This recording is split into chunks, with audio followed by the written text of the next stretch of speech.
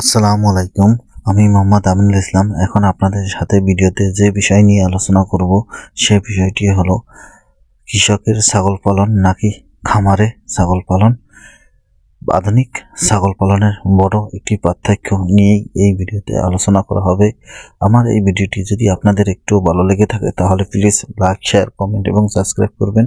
আপনাদের কোনো বিষয়ে যদি প্রশ্ন থাকে তাহলে আমাকে কমেন্ট করবেন, আমি পরবর্তী ভিডিওতে সেই বিষয়ে উত্তর দিয়ে দেব।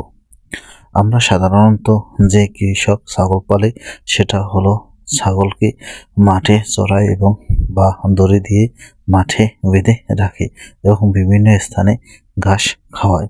কিন্তু এটা হলো খামার পদ্ধতিতে ছাগল পালন, যেখানে অনেকগুলা অল্প জায়গায় ছাগল রাখা হয় এবং বৈজ্ঞানিক পদ্ধতিতে খাবার দেওয়া হয়।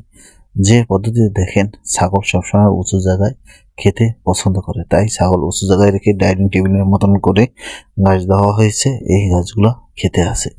তাই যারা কৃষক যেভাবে ছাগল পালন করে থাকে তার থেকে সম্পূর্ণ আলাদা হলো খামারে ছাগল পালন। কারণ এটা বৈজ্ঞানিকভাবে লালন না করলে ছাগল থেকে সঠিক লাভবান হওয়া যায় না, কেননা লস হয়। আর আপনি যদি সঠিক পদ্ধতি ব্যবহার না করেন, আধুনিকভাবে যদি ছাগল পালন না করেন, তাহলে ছাগল থেকে লাভবান হওয়া সম্ভব না।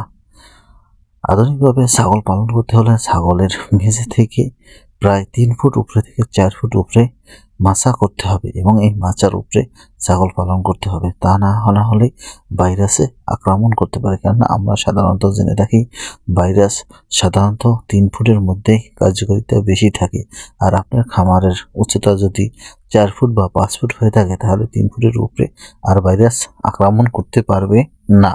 কোনো কারণে একটি ভাইরাস দুর্বল অবস্থায় নিচে পড়ে গেছে, এই ভাইরাসটি আবার সক্রিয় হয়ে যদি উপরে উঠে যায় তাহলে আপনার খামারে আবারও ভাইরাসের আক্রমণ দেখে যাবে। এই জন্য আপনারা যদি উচ্চতা বেশি থাকে তখন আর দুর্বল ভাইরাস পড়ে গেলেও সবল হয়ে আর উপরে উঠতে পারে না, ওখান থেকেই মরে যায়।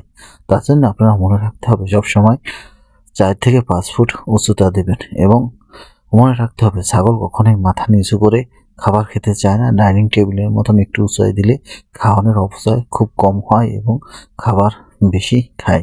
এজন্য আপনারা সবসময় ছাগলকে উপরে একটু ডাইনিং টেবিলের মতন করে খাবার দিবেন। আরেকটা বিষয় মনে রাখতে হবে, ছাগল কখনোই এক ভাণ্ডে ছাগল খায় না। ছাগল যত ভাণ্ড বেশি হবে তত ছোটাছুটি বেশি করবে, আর যত ভাণ্ডের সংখ্যা কম হবে ছোটাছুটি কম করবে।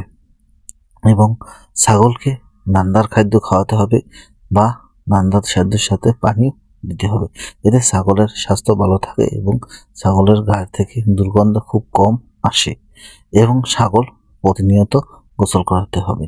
আমার এই ভিডিওটি যদি ভালো লেগে থাকে তাহলে প্লিজ লাইক, শেয়ার, কমেন্ট এবং সাবস্ক্রাইব।